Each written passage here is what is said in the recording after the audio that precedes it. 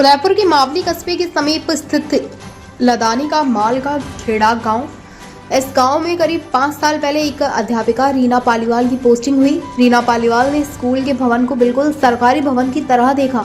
ऐसे में उन्होंने अपनी कला की मार्फत कुछ नए प्रयोग करने की ठानी। रीना पालीवाल ने स्कूल की कायाकल्प करने के दौरान यह भी ध्यान रखा कि बच्चों की पढ़ाई में कोई व्यवधान न आए।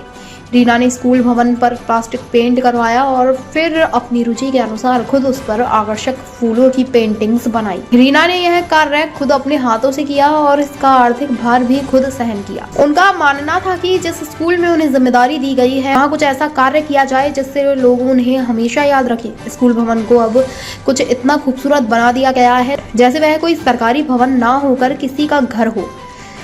इस सरकारी स्कूल का भवन किसी निजी स्कूल के भवन से भी ज्यादा खूबसूरत नजर आता है।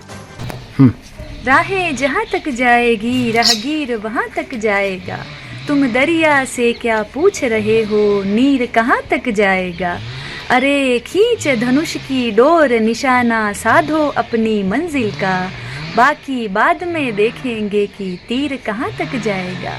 मैं रीना पालीवाल, मेरी पोस्टिंग यहाँ पर राजकीय प्राथमिक विद्यालय मालका खेड़ा में 2019 में हुई है। जब मैं इस स्कूल में आई थी तो अन्य सरकारी विद्यालयों की तरह ये स्कूल भी एक साधारण सा विद्यालय लगा मुझे। मैंने अपनी इंटरेस्ट को यहाँ पर डेवलप किया है। जैसे कि मैंने यहाँ पर ड्राइंग का कार्य स्टार्ट किया। ये सारा ड्राइंग का जितना भी प्रोसेस हुआ विद्यालय की दीवारों पर आप देख रहे हैं, ये सारा मैंने अपने स्वयं के व्यय से किया है।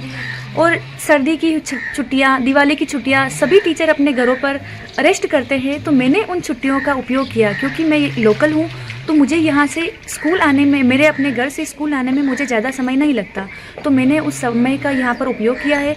और इस विद्यालय की पूरी जो आप विद्यालय को देख रहे हैं, इस पूरे विद्यालय का इन्वायरमेंट ही मैंने चेंज कर दिया है।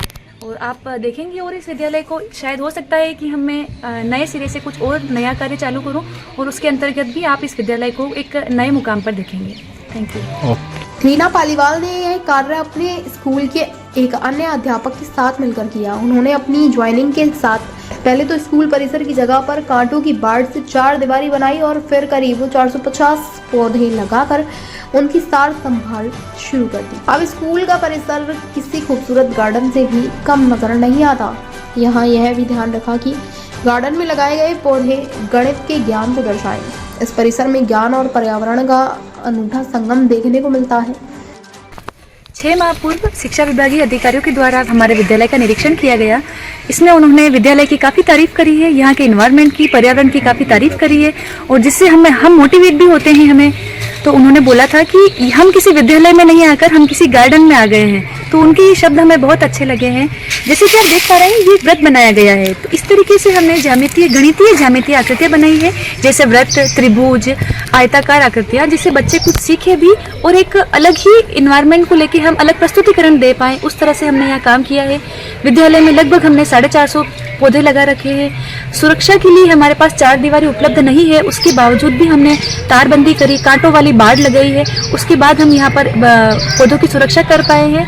और इनको गर्मियों में हमें पानी पिलाने में बहुत परेशानी होती है। हमारे विद्यालय के सर फतेह सिंह जी सर पूरी गर्मी की छुट्टियों में वो प्रतिदिन विद्यालय पधारते हैं और सारे पौधों को पानी पिलाते हैं। जल की उपलब्धता कम होने के बावजूद भी हमने अपने चयनित पौधे कुछ इस प्रकार चयन किए हैं जिनको कम पानी की आवश्यकता हो और अधिक पानी वाले पौधों को हमने विद्यालय के आसपास लगाए हैं अपनी बिल्डिंग के पास, ताकि उनको हम जल्दी से और कम समय में पानी जल्दी दे पाएं। रीना पालीवाल ने यह कार्य सर्दी, गर्मी और दीपावली की छुट्टियों के समय किया है, जिससे स्कूल समय में बच्चों की पढ़ाई खराब ना हो। रीना ने छुट्टियों का उपयोग परिवार के साथ घूमने के जाने के बजाय अपने स्कूल परिसर को आदर्श स्कूल के रूप में बनाने के लिए किया है। इसलिए रीना की हर ओर प्रशंसा हो रही है।